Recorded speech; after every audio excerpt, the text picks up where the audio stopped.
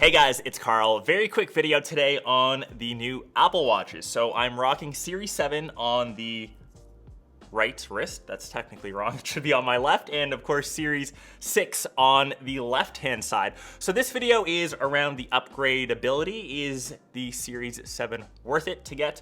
Or if you have Series 6 or maybe something older, which kind of device should you get? So kind of the biggest thing off the bat is the size. So we'll quickly take this off. Series 7 is now 20% larger on the screen compared to Series 6, and it comes in a couple different size options, the 45 mil, which I've got here, as well as 41. And Series 6 comes in at 44 mils. Oh, I'm not calling you Siri, and 41. So is that extra size difference kind of worth it?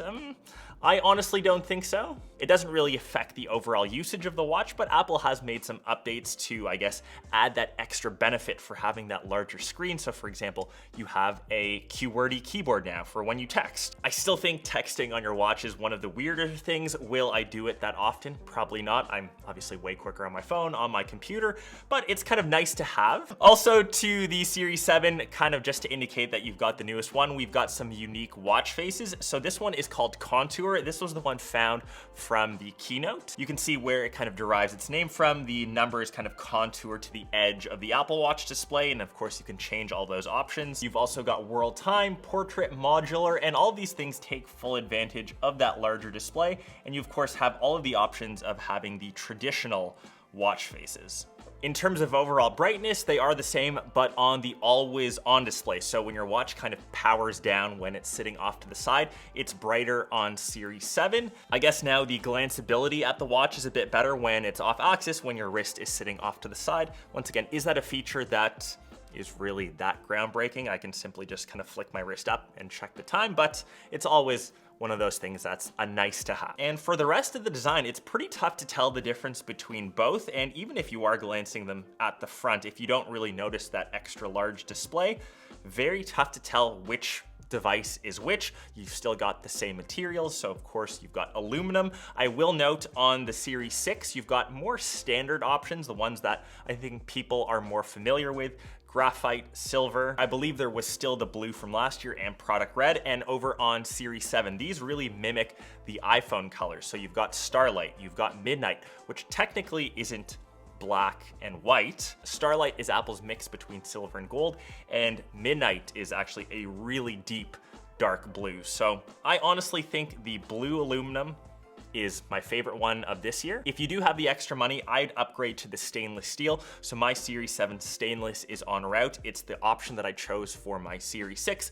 I do prefer the heftier feel. It's a bit more premium and kind of reminds me of my OG watch. Because I'm a big watch guy, I do think stainless steel is the nicest finish on the Apple Watch. In terms of battery, you're still getting around a day and a half before you have to juice up, so very similar across both devices. But now the new 7 can charge 33% faster.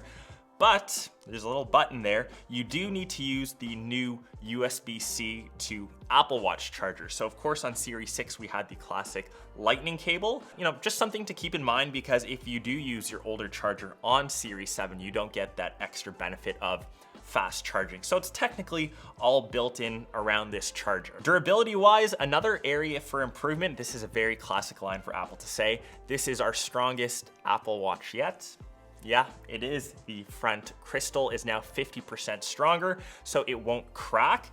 In all honesty, I've worn my Apple Watch almost every day from Series 1, from the OG Apple Watch. I've never had a cracked display, so I'm not too sure what you would do with your watch. Maybe if you're rough with it. I always work out with it. I take it in the shower. I swim with it. I pretty much do everything with my watch. I've never had my front display crack, so I guess that's good to know. So I guess it gives you a bit of extra peace of mind. One new thing though is a dust rating. So it's now officially an IP6X. So the water resistance is the same. So you can still swim with it. You can still shower. You can still go diving. I believe it's up to 50 meters, but it now has an official dust rating. So I guess great if you take it to the beach. Once again, I've taken every one of my Apple Watches to the beach. I've never had dust interference. Once again, a very nice extra thing to have. And lastly, the biggest thing that I think most people use their Apple Watch for, working out, staying in shape, closing your rings, that has still remained pretty much the same. So we have the same sensors. You can still track heart rate. You can track ECG, even blood oxygen across both models. You've got all of the great workout choices. So honestly, if you already own the 6, is upgrading to the 7 a must-have? Probably not. If you are still eyeing one of these new devices, if you can grab the 6 on a bit of a discount, still my recommended option. If anything, the smaller display on the 6 will encourage me to use the actual display less. Yes, I can just stare at it, glanceability is fine, but I still can't get on board with texting on your watch. It's just something that I wouldn't or never do. Anyways, I hope you guys enjoyed my comparison. I still think the Apple Watch is the best smartwatch to get, so don't get me wrong. If you are coming from an older series, then yeah, maybe the Series 7 makes sense. I still think the Apple Watch SE with a cheaper price point is a solid option, and if you guys end up buying one, let me know which one you've picked down below in the comments, and I hope to catch the rest of you in one of my next vids. Peace!